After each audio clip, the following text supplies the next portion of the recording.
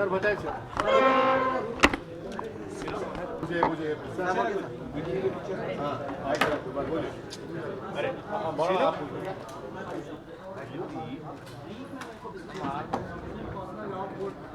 आप लोग कैंपेन शुरू करने वाले हैं, उसके क्यों आपको इस कैंपेन की जरूरत पड़ी? देखिए, ये बात बिल्कुल क्लियर है कि हमारे मुल्क में जो इस वक्त रूलिंग पार्टी है वो ये कोशिश कर रही है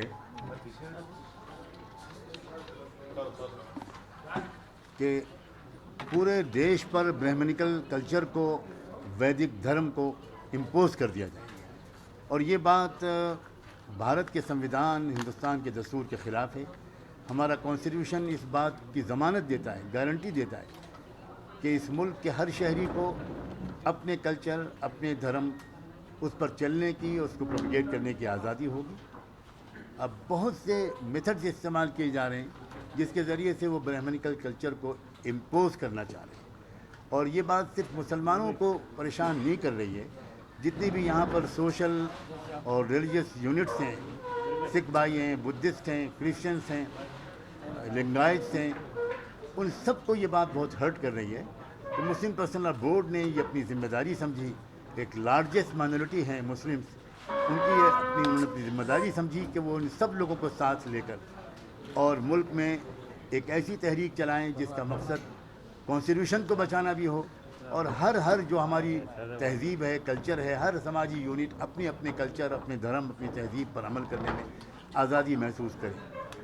यह है वजह जिसकी वजह से मुस्लिम पर्सनल बोर्ड ने इन सब को साथ लेकर एक मूवमेंट लॉन्च करने का फ़ैसला किया। मौलाना, मेरा दूसरा सवाल आपसे है। आप बोल रहे हैं कि इस गवर्नमेंट के आने के बाद तब्दीलियाँ, विजिबल चेंजेस नज़र आ रहे हैं माइनॉरिटीज़ को, सिर्फ मुस्लिम को नहीं, माइनॉरिटीज़ में ऐसी क्या चेंजेस हैं, क्या आपको नज़र आ रहे हैं? और बाद में प्रधानमंत्री PM अपने और जैसे आज भी वो बोध गया में हम बार वो सेकुलरिज्म की बात कर रहे हैं, नेशन है सेकुलरिज्म की बात कर रहे हैं, फिर भी ऐसा विजिबल नहीं हो रहा है। असल में बात वो जो कर रहे हैं, हमारा कोई एतराज़ उनकी बातों पर तो नहीं है।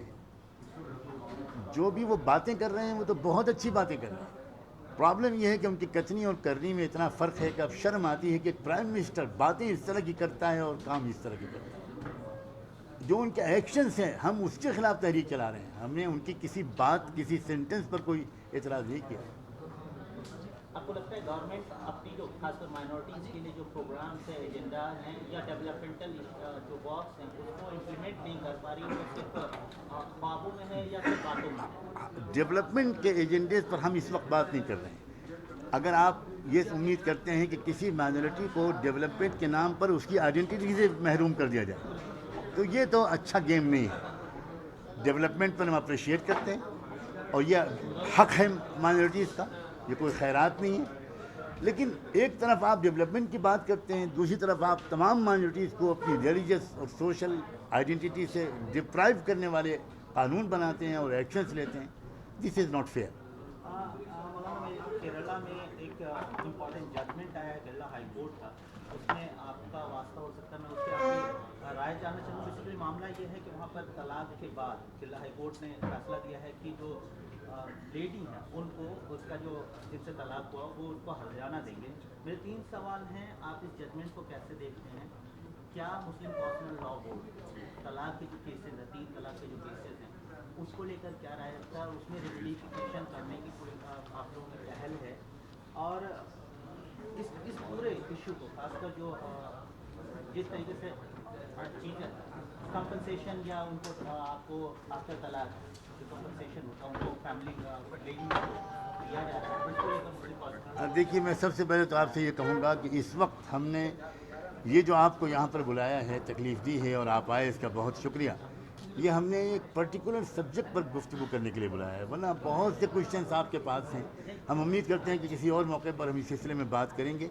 इतना आपको बताए देते हैं हम कि मुस्लिम पर्सनल बोर्ड ने आने वाले दिनों में पूरे मुल्क के जो मुस्लिम स्कॉलर्स हैं, डिफरेंट स्कूल्स ऑफ थाट्स की, उनकी एक मीटिंग बुलाई है कि डिवोर्स से रिलेटेड और डिवोर्सी जो हमारी सिस्टर्स हैं, डॉटर्स हैं, उनके जो इश्यूज़ हैं, उन इश्यूज़ पर एक ब्रेन स्टॉर्मिंग सेशन होगा।